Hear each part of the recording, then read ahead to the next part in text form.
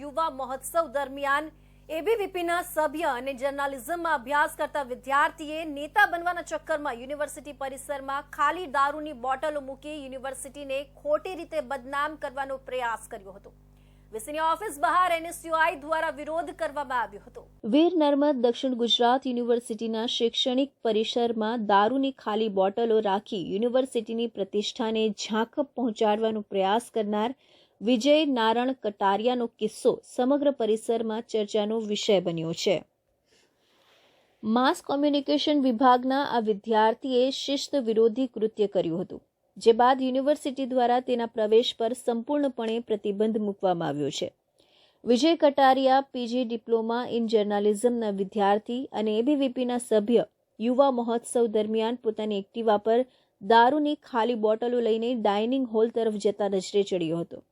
CCTV ફૂટેજમાં સ્પષ્ટપણે દેખાયું કે તે ખાલી બોટલો થેલીમાં લઈને યુનિવર્સિટી પરિસરમાં વિતરણ કરવા માટે ષડયંત્ર રચી રહ્યો હતો। સીસીટીવી ફૂટેજને પુરાવા તરીકે વાપરી યુનિવર્સિટી દ્વારા આ કૃત્યને ગંભીરતાથી લેવામાં આવ્યું અને તાત્કાલિક કાર્યવાહી શરૂ કરવામાં આવી હતી। વિજયે આ કૃત્ય પોતાની વ્યક્તિગત પ્રસિદ્ધિ માટે કર્યું હોવાને પ્રકાશમાં લાવવામાં આવ્યું છે। તે દારૂની ખાલી બોટલો મૂકીને અને મીડિયાને પણ જાણ કરીને યુનિવર્સિટીને બદનામ કરવાનો પ્રયાસ કરી રહ્યો હતો। આ કિસ્સા પછી યુનિવર્સિટી પરિસરમાં શિસ્ત નિયમોના ઉલ્લંઘન પર ગંભીર ચર્ચા થઈ રહી છે। વિજયના કૃત્યને યુનિવર્સિટીના વાઇસ ચાન્સેલર ડોક્ટર કિશોરસિંહ ચાવડાએ યુનિવર્સિટી માટે કલંકરૂપ ગણાવ્યું છે। જી છેલ્લા 2 દિવસથી યુનિવર્સિટીના કેમ્પસમાં જે વિદ્યાનું ધામ કહી શકાય વીર નર્મદ યુનિવર્સિટીના કેમ્પસમાં ઢગલાબંધ દારૂની બોટલોના વિડીયો વાયરલ થયા છે। ત્યારે આજરોજ સુરત એનએસયુઆઈ દ્વારા કુલપતિ સાહેબને આવેદનપત્ર આપવા આવ્યા હતા કે ભાઈ ખરેખર દારૂની બોટલો આવી છે, ક્યાંથી કોણ લાવ્યું છે એની તપાસ થવી જોઈએ। તો આજરોજ જ્યારે અમે એનએસયુઆઈના કાર્યકર્તાઓ યુનિવર્સિટી ખાતે આવેદનપત્ર આપવા આવ્યા છીએ તે યુનિવર્સિટીના સાહેબના સિક્યુરિટી દ્વારા અમને અહીંયા અટકાવવામાં આવ્યા છે અને ખરેખર તપાસ તો એ થવી જોઈએ કે આ યુનિવર્સિટીમાં બોટલો આવી છે, ક્યાંથી કોણ લાવ્યું છે।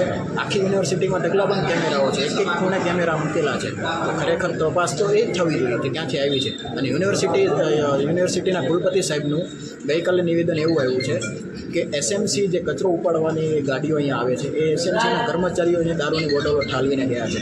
ખરેખર તો એસએમસીની ગાડીઓ જે કચરો ઉપાડવા આવે છે તો કચરો લેવા આવે છે, કચરો થોડી અહીંયા ઠાલવવા આવે છે, તો એની પણ તપાસ થવી જોઈએ। અને એ અંગે પણ કુલપતિ સાહેબે લેખિતમાં ફરિયાદ કરી છે કે કેમ કર્મચારીઓ વિરુદ્ધ, તો તમામ બાબતોથી અહીંયા અમે આજે એક આવેદનપત્ર આપવા આવ્યા છીએ। વિજય કટારિયાએ કરેલા કૃત્ય બાદ યુનિવર્સિટીએ આકરું વલણ અપનાવતા યુનિવર્સિટી સમક્ષ માફી માંગી હતી, પરંતુ યુનિવર્સિટીના કુલપતિ અને રજિસ્ટ્રારે મૌખિક માફી આપી હોવા છતાં તેનો પ્રવેશ રદ કરી દેવામાં આવ્યો છે।